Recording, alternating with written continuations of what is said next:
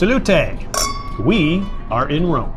This place is loaded with amazing food, wine, and culture. Now, in this episode, we are going to take you to an ancient theater and an ancient amphitheater, plus the Forum, where Caesar was buried.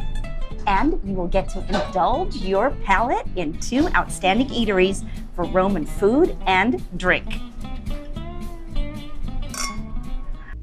First, we drink in Rome's ancient past at the Colosseum. The Gladiator Arena is Rome's most thrilling and popular ancient site. It dates back 2,000 years to 80 AD. You can walk around most of this monumental structure and make sure to stop and take it all in now.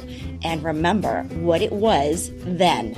A 50,000-seat amphitheater that was clad in travertine marble. And you can feel the history and the stories here in a very palpable way.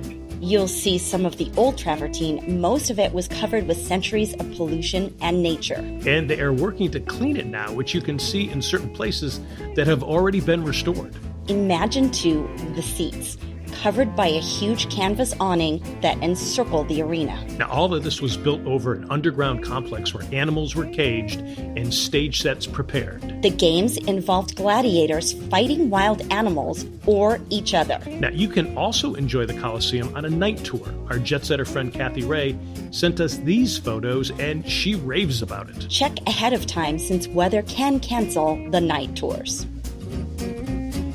A short walk nearby is another must, the Roman Forum. This is an impressive sprawl of ruins that was ancient Rome's central district, filled with temples, basilicas, and vibrant public marketplaces. Yeah, and this is really where the Roman Empire began. It was originally a marshy burial ground developed in the 7th century BC. And Roman technology made the Forum free from flooding with an underground drainage system. And the result was this huge government, commerce, and entertainment meeting spot for different local tribes and ethnicities who would create what would become the social, political, and commercial hub of the Roman Empire. Julius Caesar was cremated and then buried here, and you can almost hear the eulogy given by Mark Antony echoing through the air. Now, there are some celebrated arches here. The Arch of Constantine, dedicated in 315 AD, is the largest Roman triumphal arch.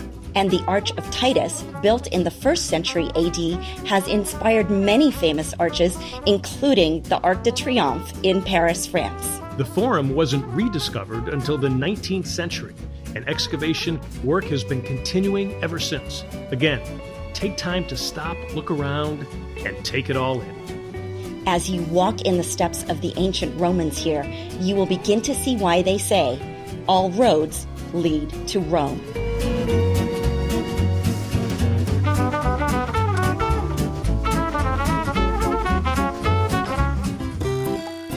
Not far away is the Teatro Marcello, a Roman theater. Known as the Jewish Colosseum because it resides in the Jewish ghetto, even though construction started under Julius Caesar. It is near to the Piazza Venezia and is also home to a popular summer festival. It's worth a walk around inside on your own, or if you prefer, there are plenty of tours. We recommend signing up online ahead of time. Finding one when you arrive on site can be daunting when you consider the popularity. Our jet-setter guide, Tanya Grigg, says plan ahead. Well, they need to go through the reviews, go through TripAdvisor and stuff. Other than that, through experience, through friends. Like if a family person recommend, that is the best way to find a good guide, I think, You have experience with us and you can, I believe how people recommend than the site. Sometimes in the websites you find wrong information, A tour guide should definitely speak good English if they're looking for an English tour or a Spanish tour. And local guides are the best, because they know what they're talking about. Talking and enjoying locals is something you should embrace. Romans are very friendly and helpful. Tanya offers some key Italian words that you'll want to know before you go. Yes, ciao is the first thing, If you can say ciao and buongiorno, which is very common, you don't have to be scared to even to say ciao to a stranger. If somebody's passing by, Italian or not, even an American in Italy, you have to say ciao. That's the first thing. The experience we've had, especially compared to other countries, is that in Rome, people are approachable here. It's actually, they're more friendly to talk to Very tourists. connected, yes. We even have to say hi to the dogs that they walk, very friendly. You don't find dogs trapped inside the house because everything is connected. You feel home, Now I am an immigrant, but I never missed home because everybody is friendly. Of course, the best way is to sit down and eat with the Romans. And we have two musts in Rome's nearby Centro Storico section that both locals and tourists alike love. Now, the first is Bar Rosanna, 1946. And Rosanna, whose family started this, is still cooking here with her son as the fourth generation. They have also done some traveling too. Notice the license plates from their trips. But here at Rosanna 1946, you will feel like a local. Notice the traditional combo of espresso and grappa. We opted for this quintessential sandwich, a perfect panini. That's right, crispy bread combined with melted mozzarella, juicy tomatoes, and cool basil. Truly delightful. And it went great with this, a local white wine you can only get in Rome, Frascati.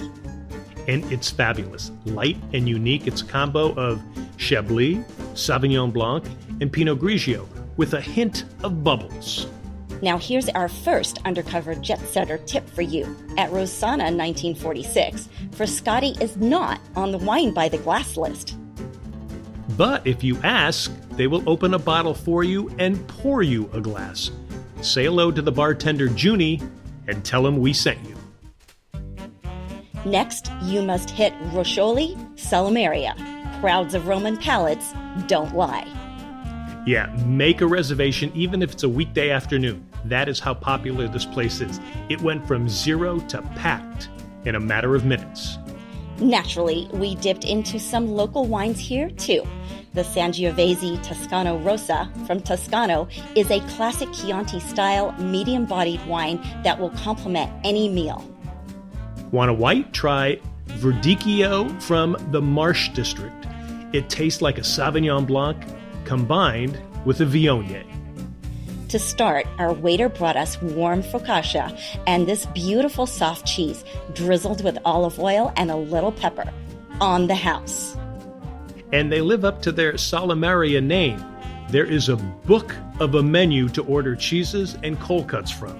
Just look at how fresh this selection is. The meals here are classic Roman. Get the Biz di Mariozzo. These are two little warm soft buns filled with robiola cheese, black braid pork, and anchovies from the Cantabric Sea. It is an explosion of taste that hits your palate on all levels. Salty, herby, sweet, sour, and savory. Next, we chose the pasta, cacio e pepe, and it is simply pasta with cheese and pepper, but it is anything from simple in flavor. Here at Roscioli, the pasta is cooked to perfection, al dente, and that is the key to making this dish. Now, you may see some online reviews where people say the pasta is undercooked. It is not. Absolutely correct. It is what perfectly al dente should be, and the divine flavor bomb comes from the crunchy saltiness of the pecorino cheese along with the hot and sweet spice of the pepper. They use 3 different kinds here. Now, we needed some dessert, but we thought we'd hold off since we still had to eat dinner. Our waiter had other plans for us, though. He showed up with this biscotti in a decadent chocolate sauce, and it was superb. The chocolate was creamy and rich, while the biscotti was made with, get this, red wine.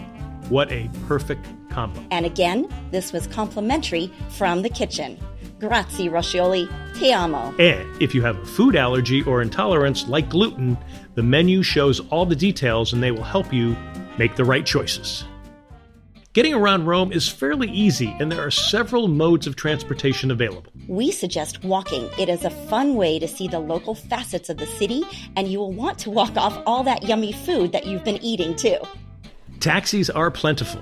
Hail one from the street or use this app, My Free Taxi. Find it in the App Store under Free Now My Taxi. You can hook up your credit card and it works just like Uber. If you are grabbing a cab on the street, keep in mind that most only take cash, so have it on hand. Now, if taxis aren't in your budget, you can also use the bus or the metro. The bus will get you closer to your destination. The metro in Rome has only 2 lines, so you may end up walking a bit more if you decide to take that. Keep in mind to have comfy walking shoes, as many streets are cobblestones and uneven. Now, if you feel like biking it, Uber offers Jump, electric bikes that you can pick up and drop off around the city. Just download the Jump by Uber app from the App Store so you can access it. And those are your Jet Setter tips for getting around Rome. Prego.